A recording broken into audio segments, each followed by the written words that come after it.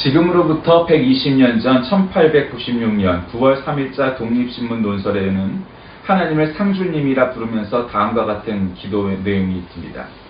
높으신 상주님, 자비로운 상주님 긍휼히 보소서. 이 나라 이 땅을 지켜주옵시고 오 주여 이 나라 보호하소서. 홀로 한 분이신 만왕의 왕이여 찬미 받으소서. 반만년 동안 갖은 풍랑 속에서도 끈질긴 생명력을 보유했던 우리 민족이 일제히 소나기에 서서히 침식당하며 조국을 잃어갈 때쯤 목마르게 외쳤던 기도입니다. 아니 이런 신문의 논설에 이런 기도문이 라고 생각할 만큼 이 당시 지도층에는 특히 독립신문과 독립운동에는 기독교인이 많았고 이런 것이 상식적이었던 시대가 있었습니다. 그리스의 위대한 철학자 플라톤은 그의 서한집에서 인간은 자기 자신만을 위하여 태어난 것이 아니라 조국을 위해 태어났다 말했습니다. 그래서 내 나라 내 민족이라는 어휘는 언제나 우리의 가슴을 짚히는 그러한 말입니다. 나라에 기쁜 소식이 있고 나라에 좋은 일이 있으면 그것이 곧 나의 기쁨과 행복이 되는 것이고 나라의 아픔과 나라의 슬픔이 있을 때 그 역시 마찬가지일 겁니다.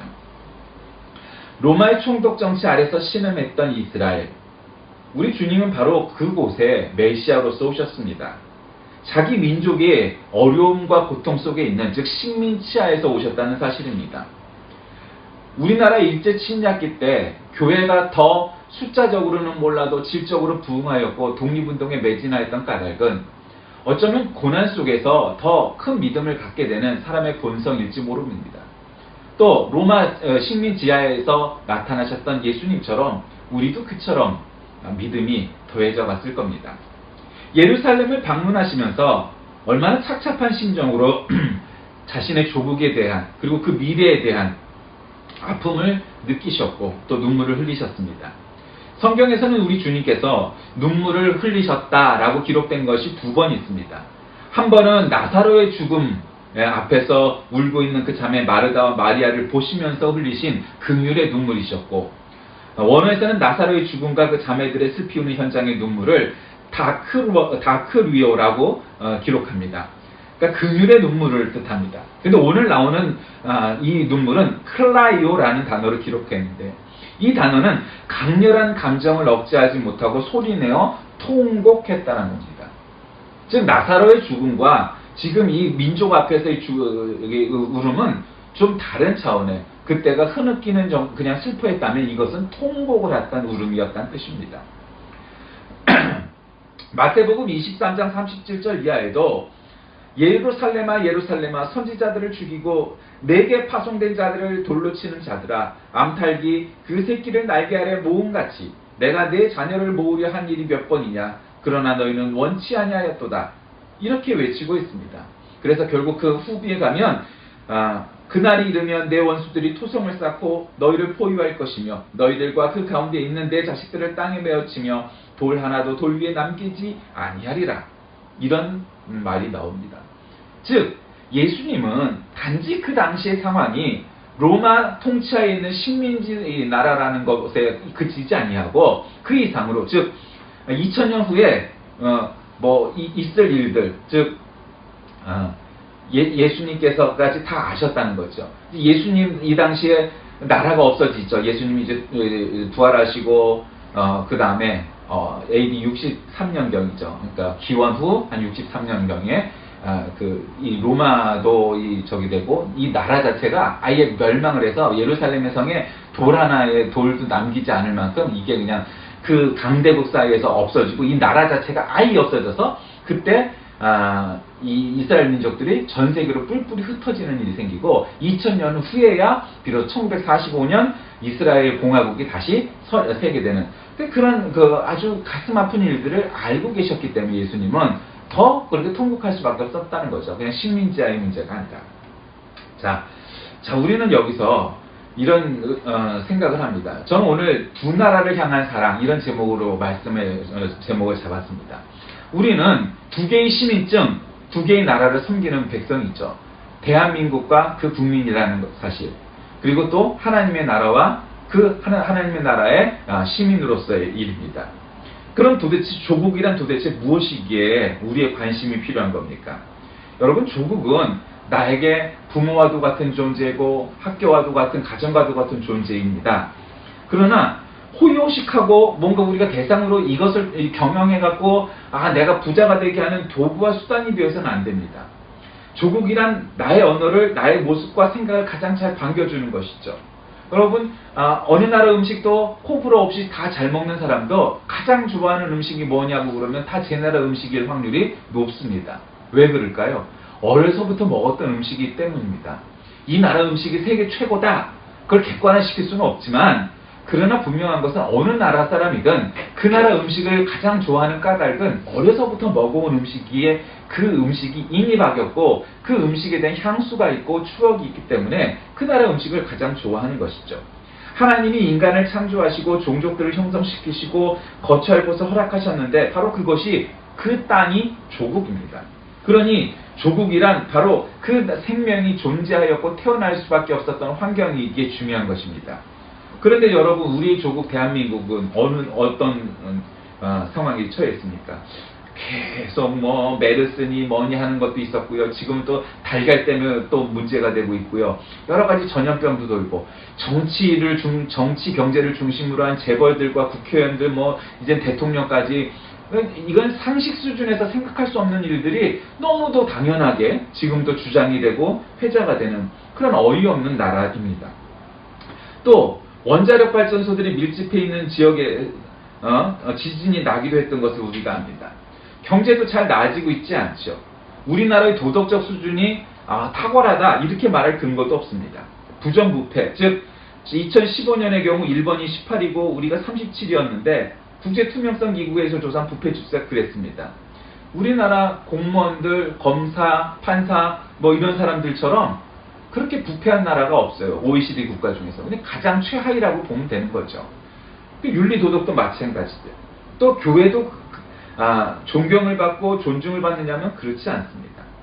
지금 우리나라 조국이 그런 상황인데, 게다가 결정적으로 이 북한의 김씨 왕조, 세수 왕조가 결국 자꾸 미사일 쏘고 핵폭탄 만들어서 위협을 하고 있죠. 그러니 이게 상식적으로는 전쟁에 나서는 안 되죠, 당연히. 북한은 멸망하죠, 한마디로 말하면. 그런데 상식적인 나라가 아니니까 그 젊은 아이가 어떤 짓을 저지를지 아냐고요. 처리 없이 야 눌러 쏴 그러면 그냥 끝이에요. 이제는 피난 가고 자식 걸 또 없어요. 무슨 피난을 갑니까? 핵폭탄에. 이게 그런 지경에 이르 있습니다. 자, 그렇다면 오늘날 한국 교회와 기독교인들은 어떻게 조국을 사랑할 수 있을까요? 먼저는, 첫째는 우리 주님은 애국애족의 본을 눈물로 보여주신 오늘 본문의 사례를 본받아야 합니다. 예수님은 사실은 이스라엘 민족이라는 그런 어떤 개체 안에 너무 매몰될 필요는 없으셨습니다. 그런데 소속이잖아요. 우리도 스포츠팀도 우리가 소속팀이잖아요. 그래서 내가 축구를 썩 좋아하지 않아도 우리나라 축구 국가대표팀이 어디 나와서 하면 응원을 합니다. 야구를 좋아하지 않아도 야구 국가대표가 나가서 하면 야구를 우리 대표팀을 응원합니다. 왜 그래요? 그 스포츠가 어떠냐 하는 게 문제가 아니고 그들이 국가대표이기 때문이에요. 우리가 그 일원이기 때문이에요. 한 민족이기 때문에 한 구성원이기 때문이에요. 따라서 우리 민족의 나쁜 점, 우리 나라의 단점, 여러 가지 이런 어려운 점도 있고 문제점도 있지만, 그럼에도 불구하고 예수님께서는 바로 이스라엘 민족, 그 보잘것없는 민족 속에서 태어나셨기에 그 동족들을 사랑하시고 그 나라를 사랑하셨고, 오늘은 통안의 눈물을 흘리시면서도 그렇게 통안의 눈물을 보여주실 만큼 나라를 사랑하셨다는 거죠. 약 100년 전 기독교가 들어오고 우리나라는 점점 어려워져 갔습니다. 어쩌면 한국교회가 유례 없이 이렇게 부흥한 까닭은 이 나라가 잘 먹고 잘 사는 그런 강대국이 아니라 약소국이었고 식민지하였고 전쟁을 치르는 그런 어려움 속에서도 그 모든 어려움을 이겨나갈 수 있는 근간이 되었고 활력소가 되었기 때문이라고 생각을 합니다. 어쩌면 고통 속에서 그 믿음과 교회가 더 부흥하고 더 믿음의 깊이가 더해져 갔던 그 까닭이었을 겁니다. 바로 그것이 우리 조국을 만들었습니다. 그러니 우리도 조국을 위하여 기도하고 눈물을 흘리는 우리가 되어야 할 줄 압니다. 둘째로는 하나님은 모세와 바울이 남긴 애국애족의 빗장한 고백을 이 시간 또 들려주십니다. 하나님이 들어쓰신 사람들 가운데 큰 인물 그러면 구약의 모세, 신약의 바울입니다. 말할 필요도 없죠. 그런데 모세가 그리고 또 바울이 얼마나 다른 자신의 동족들을 사랑했는지 우리가 압니다. 출애굽기 32장 32절에도 그들의 죄를 사하시옵소서, 그렇지 아니하면 원하건대 주께서 기록하신 책에서 내 이름을 지워버려 주옵소서, 이렇게 감히 기도를 합니다.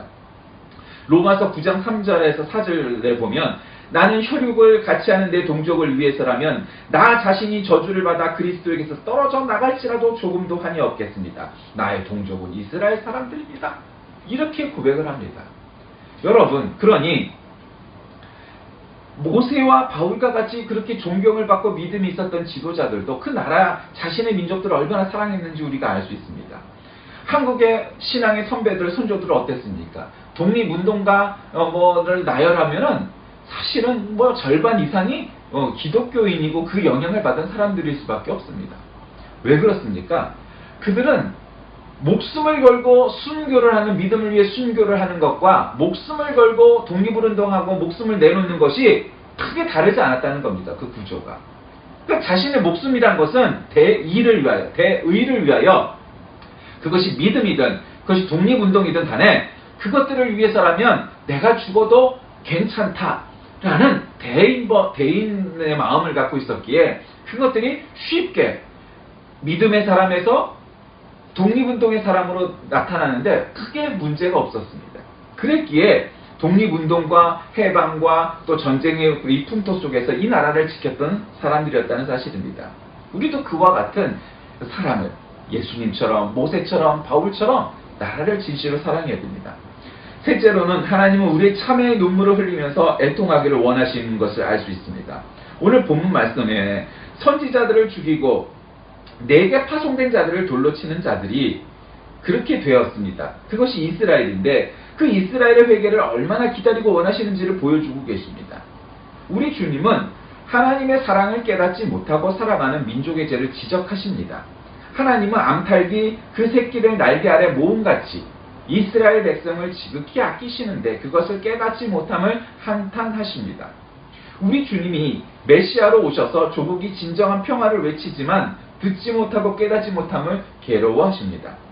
한국 교회가 새롭게 일어났던 것은 미국 교회의 오순절 운동이 시작되었던 1906년 방언을 중심하는 은사 중심 운동이었습니다. 그 소위 말하는 대각성 운동이었습니다. 그것이 1907년 1년 뒤에 평양의 장대현 교회 대각성 부흥운동을 통하여서 우리나라가 아주 영적으로 크게 부흥합니다. 그것의 선상에 서 있던 것이 우리 기독교에 대한 성결교회였습니다.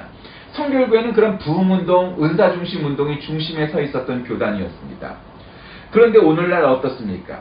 그렇게 우리나라 부흥의 중심이었고 교단을 만들 의지도 없었지만 교단을 만들 수밖에 없었던 그런 자생적인 역사적인 배경을 갖고 있음에도 불구하고 오늘날 우리가 한국의 미래와 한국의 현실을 정말 호흡을 같이 하고 그들에게 영적 통찰을 주고 그들에게 위로가 되고 그들을 이끌어갈 만한 지도력이 우리 스스로에게 있는가, 한국교회가 그리고 성결교회가 있는가, 그 부분은 참 좋은 답이 나오지 않을 지경에 이르렀습니다. 불과 30년 전만 해도 이렇지 않았습니다. 불과 20년 전만 해도 이 상황은 아니었습니다. 그러나 오늘날은 그때와 비교해서 굉장히 어려운 지경에 이르렀습니다. 높다란 교회당이, 예배당이 많아진 그리스도인의 숫자가 문제가 아니라 오히려 그때보다 지금이 더 영향력이 줄어들고 지도력이 줄어들었다는데 신뢰감이 떨어졌다는데 그 문제가 있는 겁니다. 이 민족이 살아남는데 중요한 것은 과학기술의 혁신이고 4차 산업혁명입니까? 물론 그것도 일부는 될 겁니다. 그러나 여러분 그것만으로는 되지 않습니다. 오늘날 우리가 한국이 대한민국이 그리고 한국교회가 이 지경이 된 까닭은 우리가 자본이 적기 때문이 아니요 배움이 부족하기 때문이 아니요 기술이 없기 때문이 아닙니다. 그런 것들은 지금도 미국이나 독일이나 일본에 비해서는 부족할지 몰라도 그런 초강대국이 아닌 일반적으로 얘기해서 우리나라는 이미 선진국과 강대국의 반열에 들어설 만큼 제3세계 국가들과 비교해서는 충분합니다. 그런데 말입니다.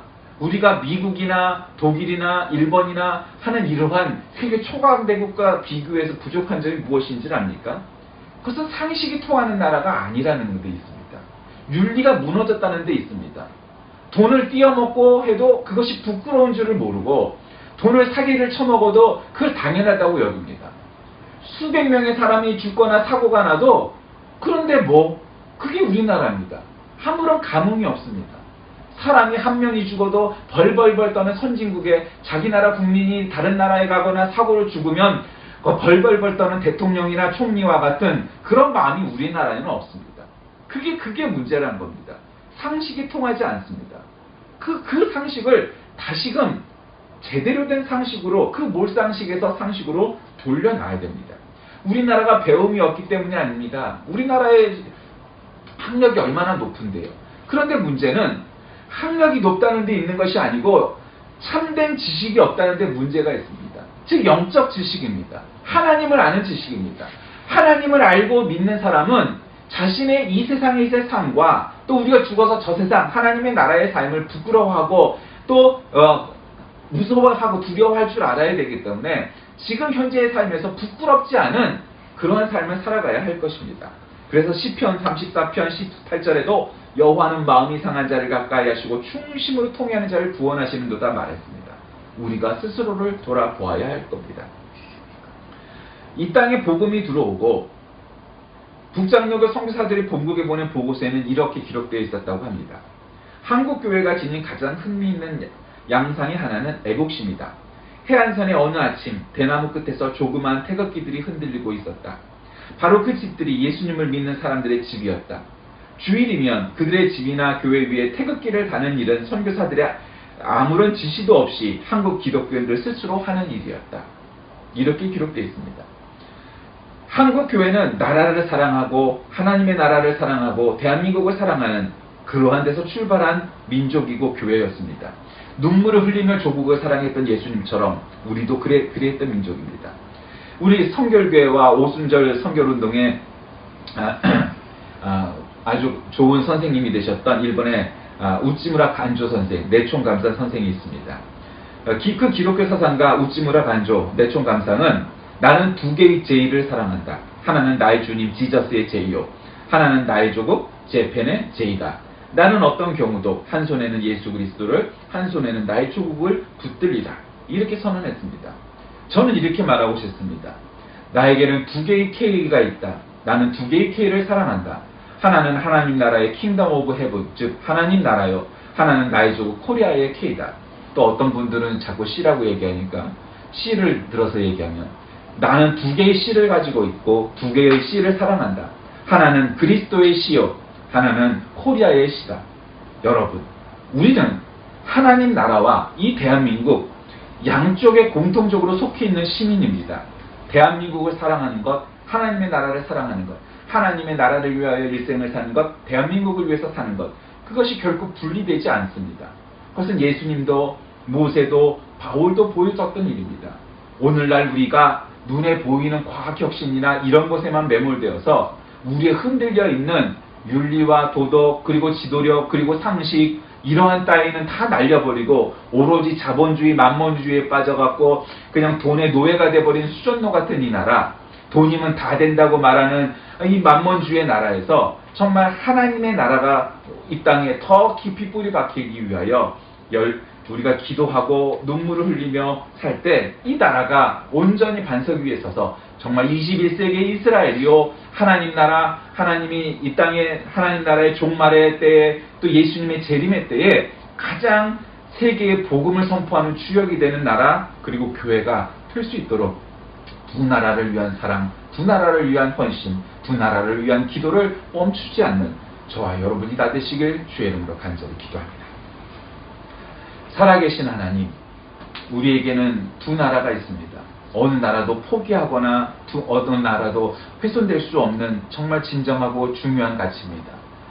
예수님이, 모세가, 바울이 그러했듯 우리도 이 두 나라를 향한 사랑, 두 나라를 위한 헌신, 두 나라를 위한 기도를 멈추지 않게 하셔서 이 나라가 정말 세계 곳곳에 영향력을 발휘할 만한 쓸모있는 나라와 민족이 되게 하시고 하나님 나라를 위한 정말 최전선, 선봉에 서는 그런 민족, 나라, 교회가 되게 하여 주옵소서. 예수님의 이름으로 간절히 기도합니다. 아멘.